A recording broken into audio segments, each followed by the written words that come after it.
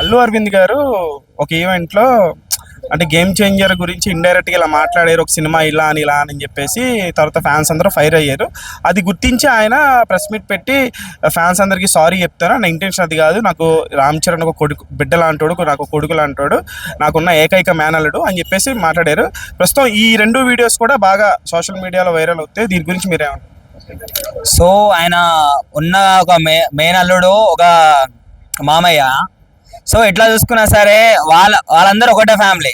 So ఎవరైతే trollers ఉన్నారో like ఎక్కువ బాధపడుతున్నారో, సో వాళ్ళ ఇంట్లో ఏమైనా పట్టించుకోని వాళ్ళు బయట మెగా ఫ్యామిలీలు అయితే పట్టించుకుంటాం, అల్లు అర్జున్ ఫ్యామిలీ అయితే పట్టించుకుంటాం అని చెప్పేసి మాట్లాడడం అది చాలా దరిద్రం. అది ఎందుకనంటే ఎవరి మనసులో ఏముందో ఏ మాట అన్నారో మనకు తెలియకుండా మనల్ని వారిని విమర్శించడం. అంత పెద్ద ప్రొడ్యూసర్ ఆయన మీడియా ముందుకు వచ్చి సారీ చెప్పిండు, అది కూడా చెప్పొచ్చు. నా మేనల్లుడికి నేను సారీ చెప్పడం ఏంద్రా, నేను చెప్పానని చెప్పేసి ఆయన చెప్పొచ్చు. అట్లాంటి కీలక వ్యాఖ్యలు కూడా చేయకుండా లైక్ అభిమానులు ఫీల్ అవుతారు అని చెప్పేసి ప్రజలను దృష్టిలో పెట్టుకొని సారీ చెప్పిండనంటే ఇక్కడ మీకు అర్థం కావచ్చు అల్లు అరవింద్ గారి మనస్తత్వం. అంతేగాని మీరు ఏదో తీసుకొని చూడండి, మన ఫ్యామిలీ గురించి మనం పట్టించుకున్నప్పుడు మిగతా వాళ్ళ ఫ్యామిలీలో ఏమైతున్నా సరే మనం పట్టించుకోవడానికి మనకు అర్హత లేదు. అర్థమవుతుందా? అట్లాంటిది ఒక అల్లు అరవింద్ గారు అలాంటి మాటలు మాట్లాడని చెప్పేసి మీ దగ్గరకు వచ్చి డైరెక్ట్ గా అయితే మాట్లాడలేదు కదా.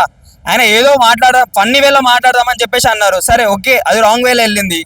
సరే మీ ఫ్యాన్స్ కూడా ఎవరైతే హర్ట్ అయ్యారో వాళ్ళకు కూడా సారీ చెప్పిండు, ఇంకేం కావాలి దానికన్నా. సో ఇక్కడ వాళ్ళ బాండ్ అనేది వేరు. ఓకేనా? మనం లైలా ఏమంటారు ఆడియో లాంచ్ లో కూడా మనం చూసినాం, చిరంజీవి గారు అల్లు అర్జున్ సినిమా బాగా హిట్ అయిందని చెప్పేసి ఎట్లానంటే కొంతమంది నాటకాలు చేస్తారు అన్న, మెగా ఫ్యామిలీకి నచ్చట్లేదు అని చెప్పేసి. కానీ అట్లా ట్రోల్ చేసే వాళ్ళు కంపల్సరీ మెగా ఫ్యామిలీ వాళ్ళు అయితే కాదు.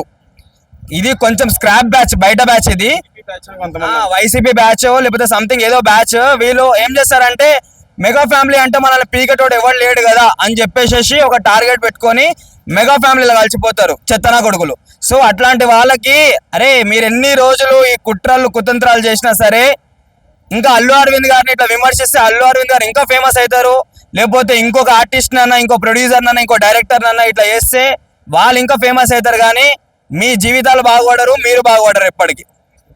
Thank you.